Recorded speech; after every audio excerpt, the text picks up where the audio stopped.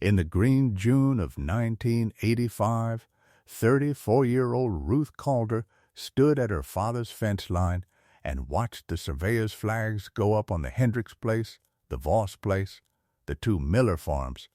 Every deed in the valley sold to Fairview Glen Golf and Country Club, but the 90 acres under her boots.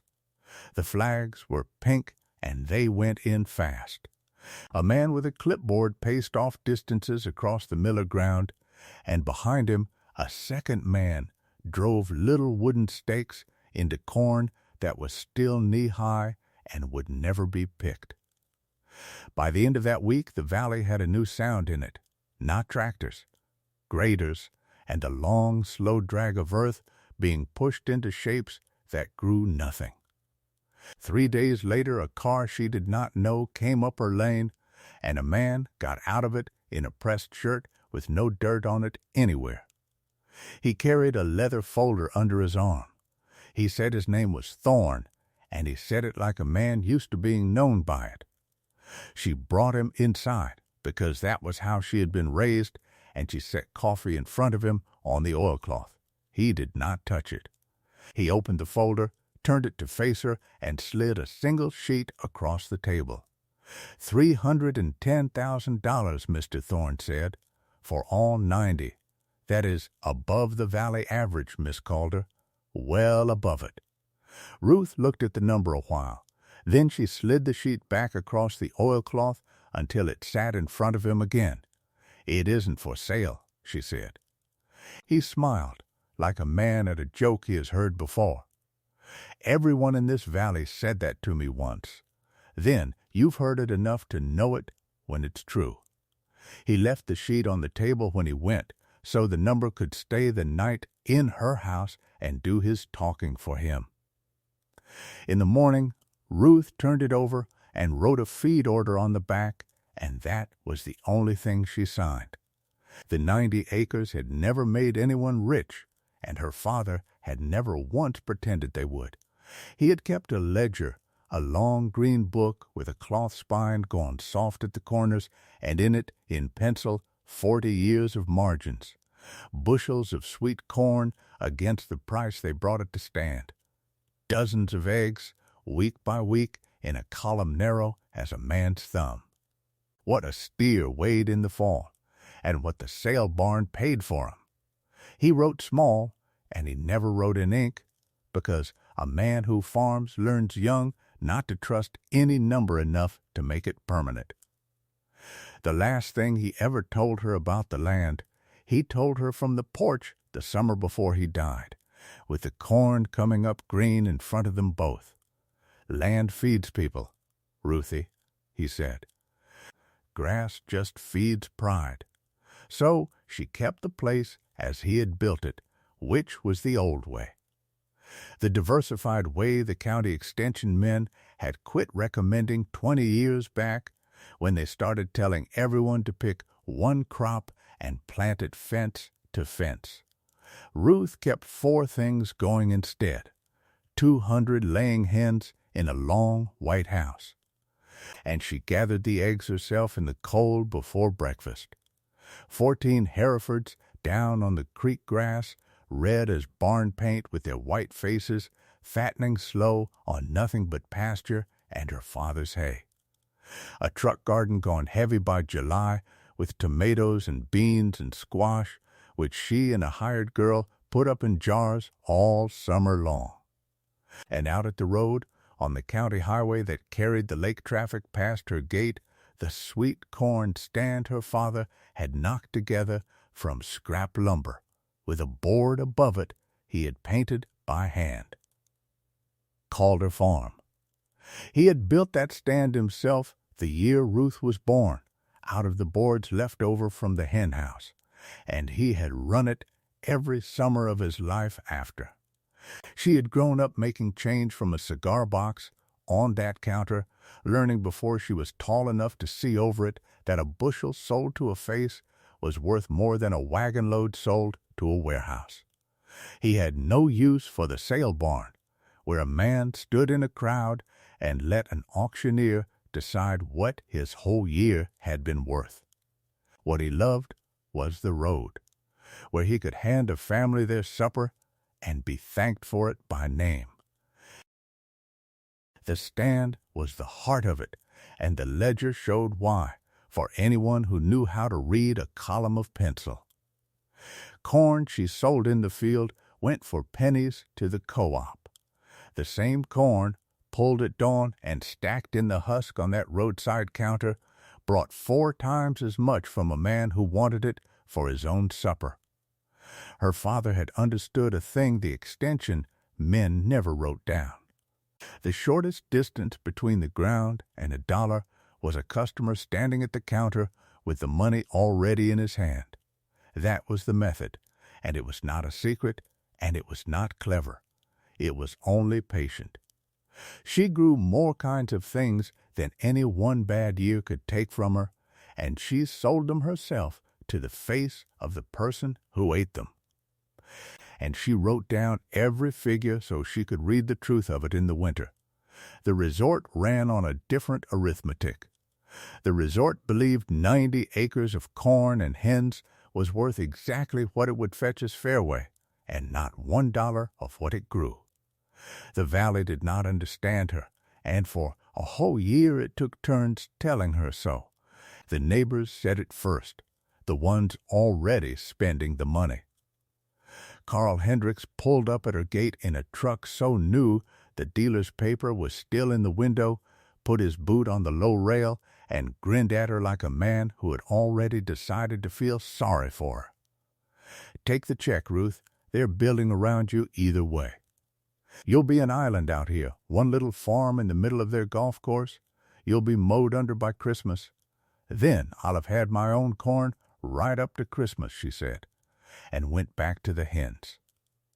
The co-op men said it next when she came in for feed.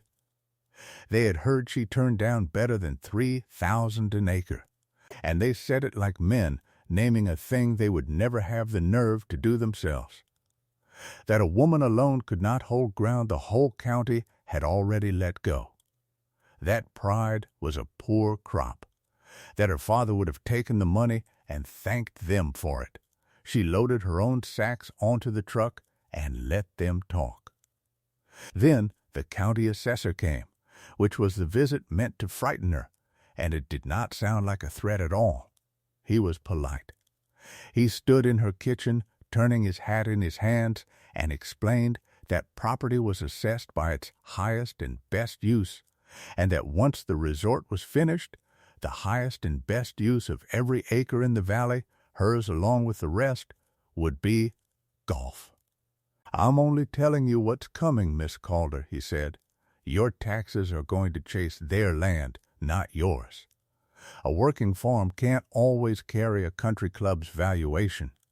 I've watched it break people who wouldn't sell. I'm not people," Ruth said. "I'm the one who won't." Mr. Thorne came back each season, and each season the folder was fatter. He brought surveys now, and plats, and a colored drawing of the finished course with a pale blank square where her farm sat, labeled, in small, careful letters, existing agricultural parcel. He never raised his voice. He only kept setting the same kind of paper on the same oilcloth, sure and regular as weather. Meanwhile, the course rose around her like a slow tide. They mowed the fairways clean to her fence line, so her weathered rails ran like a stitched scar between her tomatoes and their velvet grass. A sprinkler system she could hear at 4 in the morning hissed all night on the far side of the wire. Then the complaints began, real ones, filed on paper at the county office. Her rooster woke the guests in the lakeside cottages. The smell of her manure spreader was, a typed letter informed her, inconsistent with the character of the development. When the entrance road went in, they routed the resort's grand gate across the old county highway and closed the stretch that had carried lake traffic past her stand for 30 years. Overnight, the cars that used to slow for sweet corn had nowhere left to turn in. And they gave her a name. She heard it first from a boy she had hired for haying who had caught it off the caddies. Up on the veranda, over their gin, the members had taken to calling her the Mule of the Ninth Hole. The stubborn old thing that spoiled the view from the clubhouse windows, the one blemish on 18 manicured holes. On Sundays it was worse, because on Sundays the members had the time. They strolled the cart paths after their rounds and stopped at her fence to look at her like something behind glass. A man in checked trousers lifted his boy up to see the cattle and told him, loud enough to carry across the wire, that this was how the whole valley used to be before they came along and improved it. A woman in a visor and pearls crouched to photograph the hens. Ruth kept forking silage and gathering eggs and hoeing the long tomato rows, and did not once look up from her work. A man with a leather folder believes 90 acres is worth everything but what it grows. He can price the dirt and the frontage and the water rights and the view. He will put a figure on the mineral under it and the sky over it. The one thing he cannot make a column for is the corn, because to him the corn is not an asset at all. It is an inconvenience with roots. So they surrounded her. By the following winter, Ruth Calder's 90 acres was the last farm in a valley that had held 9. A green and brown island of hens and cattle and stubbled corn ground sitting in the middle of a sea of dormant fairway. And every soul who drove past agreed she had already lost. She just hadn't been told yet. The next spring was the leanest she had known. With the highway closed at both ends of her frontage, the stand sat empty on its posts. She opened it in May out of habit, laid out the first radishes and the early lettuce under the hand-painted board, and watched a whole Saturday go by with 4 cars, every one of them lost resort traffic that turned around in her lane without rolling a window down. The early beans came on with nobody to buy them. She ran a load to the co-op after all and took the pennies. And that night she sat at the kitchen table with the green ledger open and did the arithmetic her father had taught her, and the arithmetic was bad. Then the letter from the bank. Not unkind. Banks rarely are on paper. It noted that the county now carried her operation as a non-conforming use, that her assessment had climbed with the valley, and that the note her father had taken out to build the hen house, nearly paid off, would have to be looked at again in the fall if her income did not hold. There was a smooth line on the second page about how the bank would be glad to discuss her options, should she happen to receive an offer on the land. Mr. Thorne, as if he could smell it on the wind, came up the lane a week later with the fattest folder yet. This time the figure on the top sheet was $400,000. He set it down and did not even trouble to explain it. The number was meant to explain itself. Ruth did not slide it back this time. She let it lie there. She poured herself coffee, and she opened the ledger beside it, and she looked from the one to the other. From his single clean number to her father's 40 years of small ones, and she folded her hands on the table and left the pen in the drawer. "You'll starve out here proud, Miss Calder," Thorne said at last, when the quiet had run on longer than he could stand.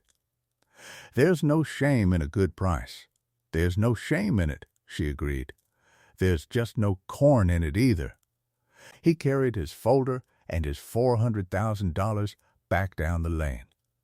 What Ruth knew that spring, and Mr. Thorne with all his paper did not, was that a golf course is a machine for gathering exactly the sort of people who own everything except the one thing she had.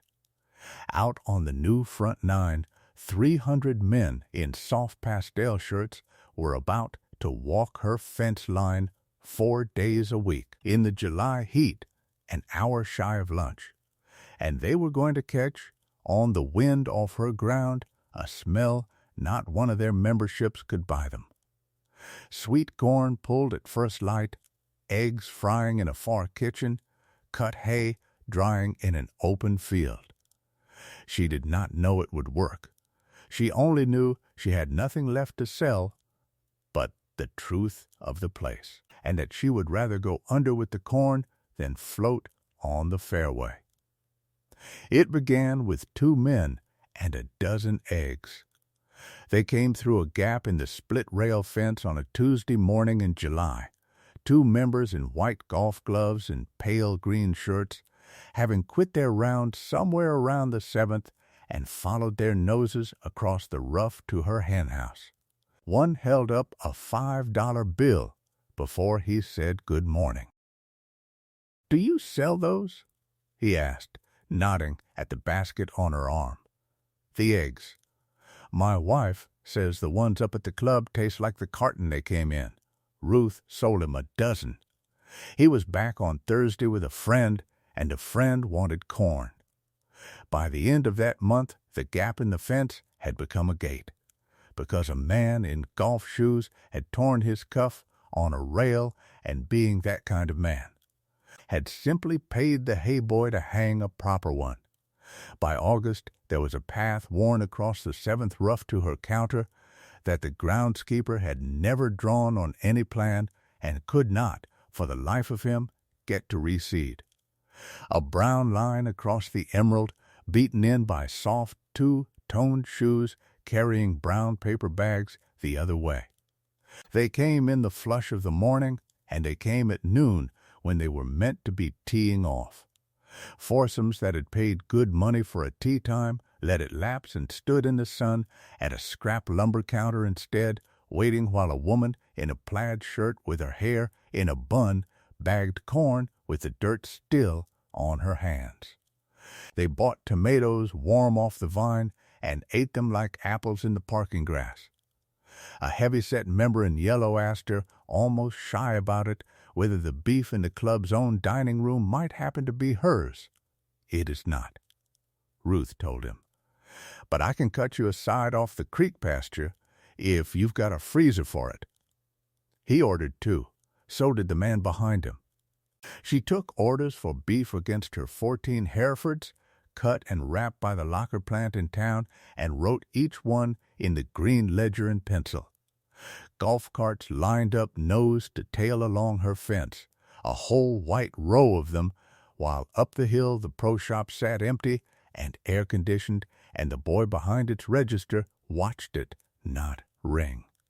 Their wives came too, once the word traveled, in tennis whites and straw hats, and they were harder bargainers than the men and far better company. Children rode along on the carts and were allowed, under Ruth's eye, to carry 1 warm egg each up to the counter without cracking it. Even the caddies took to detouring past to stand between loops, spending their own dimes on a cold tomato. One noon, the club's beverage cart, the little motorized wagon meant to sell beer and soda out along the fairways, sat abandoned at the 9th tee with its ice going to water, because the boy who drove it had wandered over to help Ruth load a crate of corn into a member's trunk and had not thought to hurry back. Here is the thing the resort had gotten exactly wrong, and it can be said plainly now. They had spent millions manufacturing luxury. The glass and timber clubhouse, the velvet greens, the trucked-in sod, the wine list, the gate with a man in it, and they had laid every bit of it over ground that had once grown food for the whole valley, and then they had gone looking, as rich men do, for the one thing money is worst at buying. Everything inside that clubhouse had been made by somebody. Ruth's 90 acres was the last thing for miles that was simply real. The eggs still warm from the bird, the corn on the stalk an hour before, the beef that had stood in the field they admired from the veranda. It turns out a man who can buy anything at all will pay the most of all for the one thing that cannot be manufactured. And they had fenced in the only honest acres in the county and then lined up to get back through the fence. The clubhouse chef was the one who finally said it out loud, and he said it standing at her stand with his hat in his hand. "I can't compete with your fence line," he told her. "My own members drive past your corn to reach my dining room. I'd rather stop fighting it. I'd like to put your name on my menu." That autumn the Calder Farm name went up on the Fairview Glen dining room menu. Creek pasture beef, sweet corn, farm eggs. The only words on that long, expensive card that named a place a member could actually see from the window while he ate. And then came the numbers, in public, as the Valley would tell it for years after. At the club's fall board meeting, going down a poor season of merchandise sales, the treasurer read the pro shop's summer gross into the minutes. A member near the back asked what the little stand at the 9th hole fence had taken in over the same weeks, and would not let it drop until somebody found the figure the club's own accountants had worked up. "Read that again," the member said, into a room that had gone very quiet. So the treasurer read it a second time. The mule of the 9th hole had out-earned the pro shop of a resort built to erase her, and now it stood in the permanent record of the very men who had named her. The humbling did not arrive as one grand scene. It came like weather, one gray head at a time, all through that second autumn. Mr. Thorne came first, though he came without a folder. Ruth looked up from the counter one Saturday, and there he stood, third in the line, in a golf shirt now instead of a pressed one, waiting his turn behind two women buying tomatoes. When he reached the counter, he said nothing about the 90 acres. He asked for a dozen ears and a dozen eggs, and he paid, and he said the corn was very good, and he meant it, and that was the whole of it. The man who had once slid a fortune across her oilcloth stood in the July sun and bought his supper from her like anyone else, and neither of them said the word acres. Carl Hendricks came later, the neighbor who had promised she would be mowed under by Christmas. His new truck was a year old now, and the resort money did not seem to have done for him what he thought it would. He bought a paper bag of tomatoes he plainly did not need, and turned it over in his hands a while before he could get the words out. "You were right, Ruth," he said, "about all of it. I sold the only thing I had that they couldn't make more of." Then he got in his truck and drove back to a house with a view of a golf course.